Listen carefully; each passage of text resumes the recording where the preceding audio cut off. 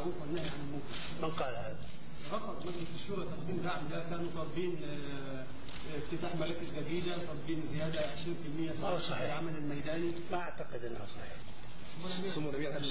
مستحيل ان مجلس الشورى ما يدعم الهيئه.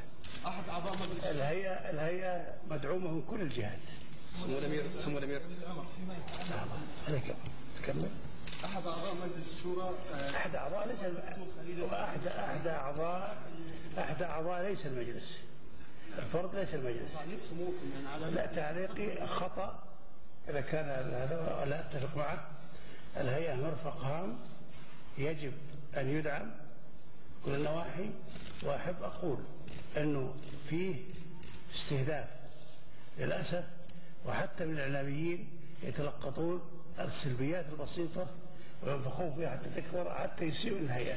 هل لا يعلمون هؤلاء أن الأمر بالمعروف والنهي عن المنكر أنه ركن من أركان الإسلام؟ الله عز وجل يقول: والذين إن مكناهم في الأرض أقاموا الصلاة وآتوا الزكاة وأمروا بالمعروف ونهوا عن المنكر. فإذا كنا مسلمين يجب أن نعرف هذا، وإذا كنا معنا مسلمين فليس هذا وطن لغير المسلمين.